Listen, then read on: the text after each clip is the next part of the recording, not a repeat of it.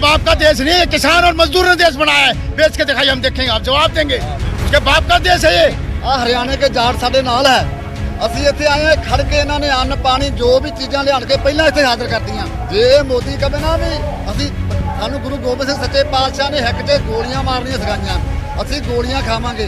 अंधा तक अनादर कर रहा है। 10 सितंबर को पिपड़ी के अनाज मंडी के अंदर कुरुक्षेत्र की पावन धरती पे जो लाठियां बरसाई, किसान क्रांति की आवाज उठी है वहां से और पूरे हिंदुस्तान के अंदर फैल चुकी है। हम पीछे हटने वाले नहीं है। कोई वार्ता नहीं, कुछ नहीं। प्रधानमंत्री मोदी जी स्वयं आए सामने, उनके अपने लोग हैं जिनसे उन्होंने वोट मांगी थी। काहे का डरना किस बात का? कॉर्पोरेट वर्ल्ड की और किसान की लड़ाई हम पीछे हटने वाले नहीं है। करेंगे या मरेंगे, या तो हमारे गोली मारते जब जाएंगे। कफन बांध के आए हम। लाइव टीवी, सच सबसे आगे। मैं ये जानना चाहूंगा, मोदी जी आज किसानों के साथ मध्य प्रदेश में मीटिंग कर रहे हैं। ये कहा जा रहा है कि किसान मोदी जी के साथ है। नहीं, एक गलत बात है। अगर मोदी जी को बात करना था तो ये पूरे भारत का सिंधु बॉर्डर पर संयुक्त मंच बना हुआ है, उस पर आकर के मोदी जी को बात करना चाहिए। गुमराह करने वाली बातें हैं। नकली किसानों से मोदी जी जो नकली किसान पेश किए जा रहे हैं। नकली किसान 200-400 ट्रैक्टर लिए एजेंसी से, उस पर नकली किसान मंडा से मरवाए, उनके बैठा दिए। वो नकली किसानों से बात कर रहा है। अरे हिंदुस्तान की आत्मा बस्ती है। आज देखिए पूरा हिंदुस्तान इकट्ठा है यहाँ। ये देख लेना, 140 करोड़ लोगों का देश भरने वाला, पेट भरने वाला किसान अंधा तक आज अनादर कर रहा है। 10 सितंबर को पिपड़ी के अनाज मंडी के अंदर कुरुक्षेत्र की पावन धरती पे जो लाठियां बरसाई, किसान क्रांति की आवाज उठी है वहां से और पूरे हिंदुस्तान के अंदर फैल चुकी है। हम पीछे हटने वाले नहीं है और शांतिपूर्ण लोकतांत्रिक तरीके से ये लड़ाई को अंजाम देंगे। हम पीछे नहीं हटेगा किसान। करो या मरोगे नारे साथ हम आगे बढ़ेंगे। और ये करनाल से जो बाबा जी ने गोली मारी है, वो गोली ऐसे थोड़ी मार ली, वो दुख में मारी है, परेशानी में मारी है, इस किसानों का दर्द देख के मारी है। ना तो गोली मारने का क्या काम है? कोई किसान अपने आप को गोली मारेगा क्या? जो मोदी सरकार ये जो बिल लेकर आई है किसानों के खिलाफ, उसके खिलाफ में जो ना वो गोली मारी गई है। जब तक मोदी सरकार ये किसानों का बिल वापस नहीं लेती, इस तरह से रोड पे जो ना धरना प्रदर्शन किसान भाई हमारे करते रहेंगे। हमारे हरियाणा के, पंजाब के, राजस्थान के, उत्तर प्रदेश के, छत्तीसगढ़ के किसान यहाँ पे आए, छत्तीसगढ़ के पूरे भारतीय किसान यहाँ आए हुए हैं। 24 लोगों ने शहादत दे चुके आज तक। जब देश की आजादी की लड़ाई लड़ी जा रही थी, जब भी ऐसे ही भगत सिंह ने शहादत दी थी, और ये जो शहादत दी गई है ये पीछे नहीं हटेंगे। ये हिंदुस्तान का किसान एकजुट है। 95% जनता हमारे साथ है और 5% जो पूंजीपति लोग हैं वो एक साइड में। कॉर्पोरेट वर्ल्ड की और किसान की लड़ाई हम पीछे हटने वाले नहीं है। करेंगे या मरेंगे, या तो हमारे गोली मारते जब जाएंगे। कफन बांध के आए हम। ये जो हमने पोस्टर बनाया हुआ है, बिल्कुल देश जो है ऐसे चल रहा है जैसे हमने पोस्टर बनाया हुआ है। तो ये मोदी से अगर देश नहीं संभल रहा ना, तो ये साइड में हट जाए। अगर अंबानी अडानी पीछे खड़े हैं ना, तो किसान उससे भी बात कर लेंगे। ऐसे कोई वो भगवान नहीं है, हम उनसे भी बात कर लेंगे। लेकिन हमारी ज़मीन है जो ये कॉन्ट्रैक्ट फार्मिंग का जो बीच में एक इन्होंने बिल बनाया हुआ है, हम अपनी ज़मीन जो है बिल्कुल लीज पे नहीं देंगे। हम तो भाई को मार देता है एक ज़मीन के लिए, तो ये तो हमारे कुछ लगता ही नहीं है। इसने देश को अडानी अंबानी को बेच दिया है।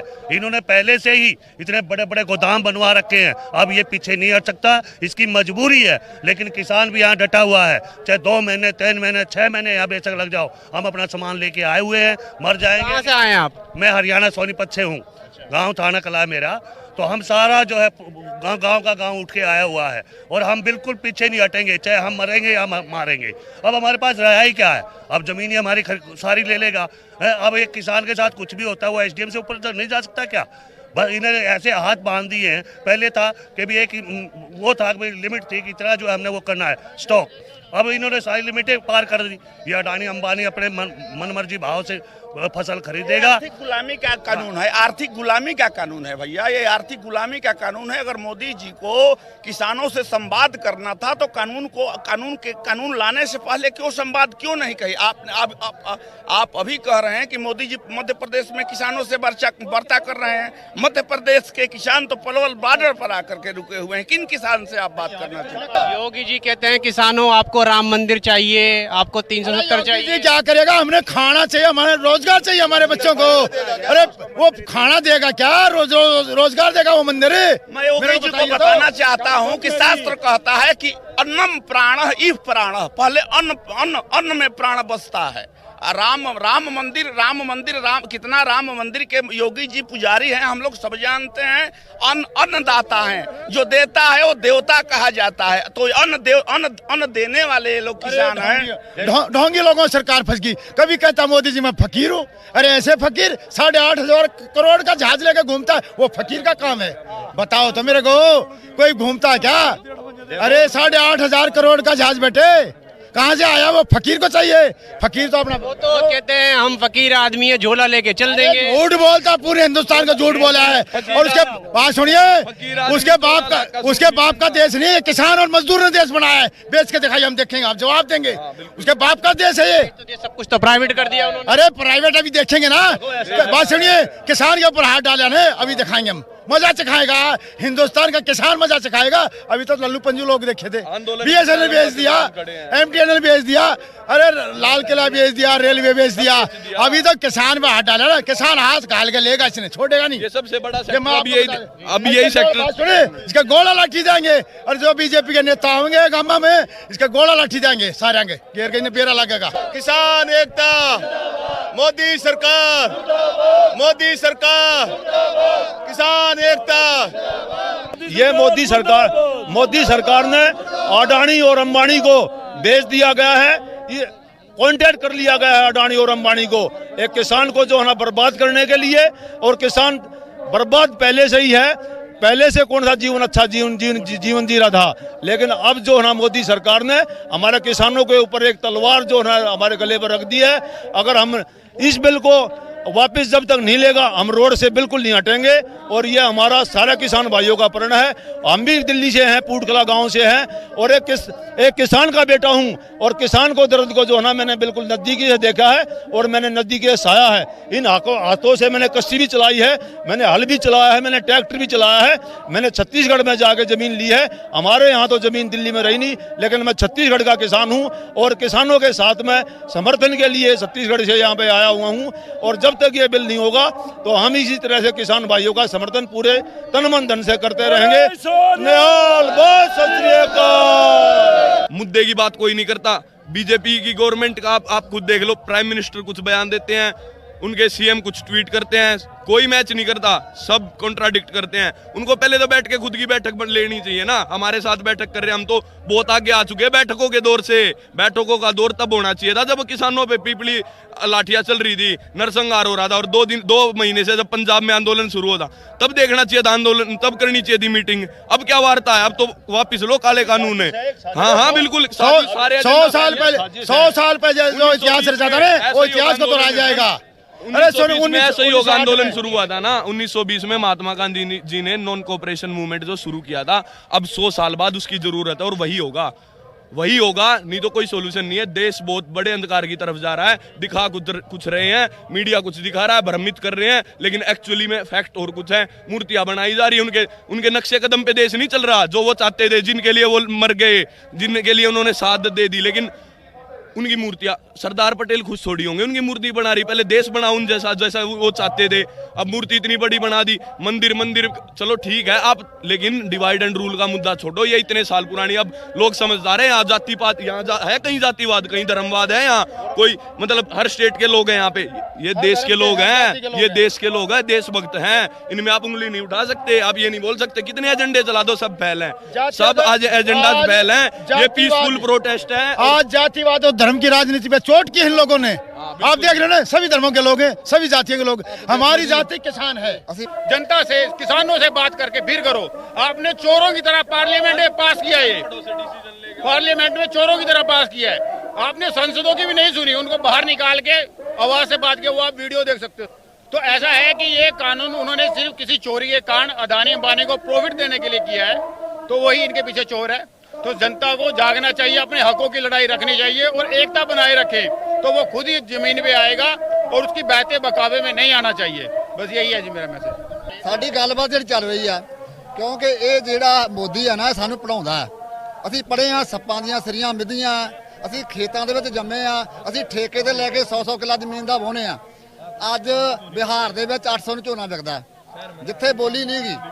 ਜਿੱਦਣ ਇਹਨਾਂ ਨੇ ਆਰਡੀਨੈਂਸ ਜਾਰੀ ਕਰਕੇ ਐਮਸੀ ਤੋੜਤੀ।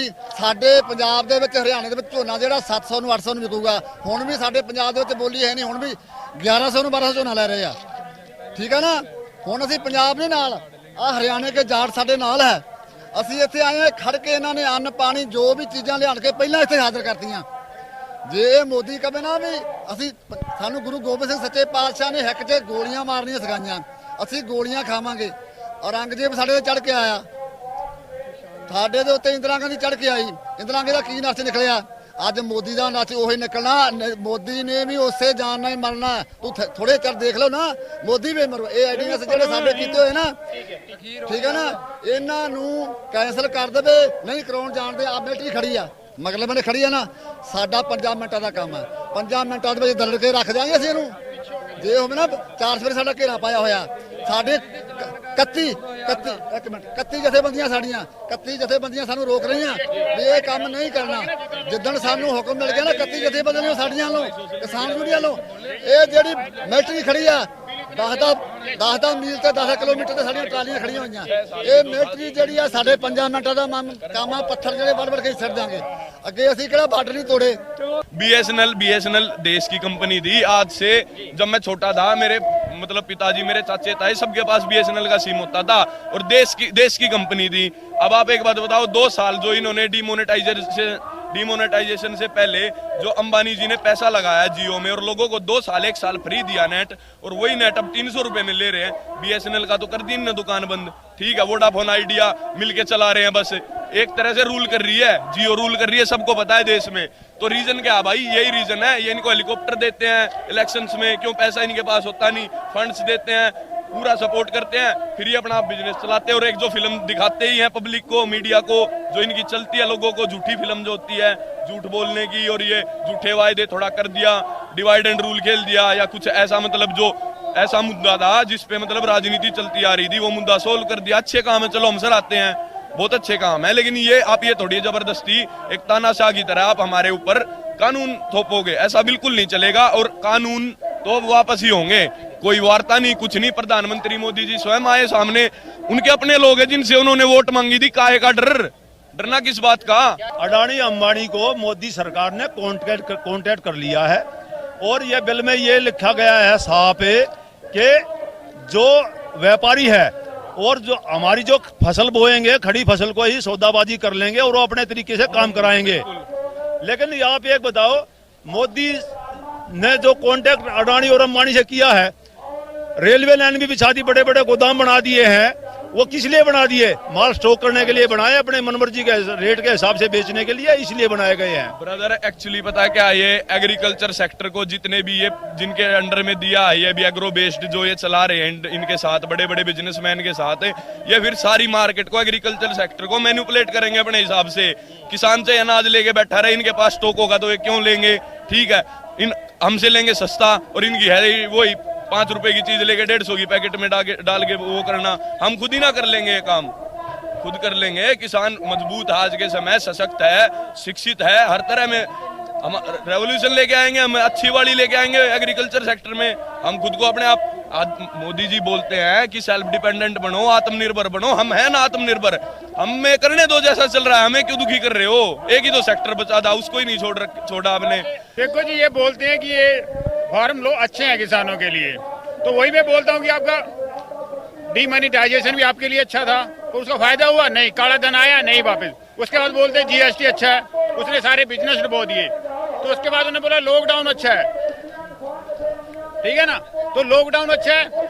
तो लॉकडाउन में हुआ क्या है कि उन्होंने लॉकडाउन करके हॉस्पिटल को तैयार करना था, किया नहीं किया, कोई वेंटिलेटर आए नहीं आए। तो वही बात है कि ये फार्म लॉ है, तो इसमें सिर्फ 2 कमियां हैं कि इसको भी वापस ले लेना चाहिए, जनता से बात करे, किसानों से बात करे, तो उसके बाद बनाए। तो दूसरी गलती है कि मोदी की जो एक घमंड है उसके अंदर, वो आते ही टिक्का पूरे देश को लगा देता है। आपको टेस्ट करना है, 1 स्टेट में 2 स्टेट में टेस्ट करके देखो पहले इसके, अच्छा है, जो कमियां उनको सुधारो, फिर पूरे देश को करो। देश को पहले लॉकडाउन ने कर रखा है, डीमोनेटाइजेशन ने कमजोर कर रखा है, GST ने कमजोर कर रखा है, तो अभी इनमें इतना जान नहीं बची है कि आपका एक नया झटका बदलाव और सहन कर सके। अब हमारे जो हालात है उसमें छोड़ दो, थोड़े दिन हमें रिकवरी करने दो, उसके बाद आपको जो करना है करो। लाइव टीवी, सच सबसे आगे।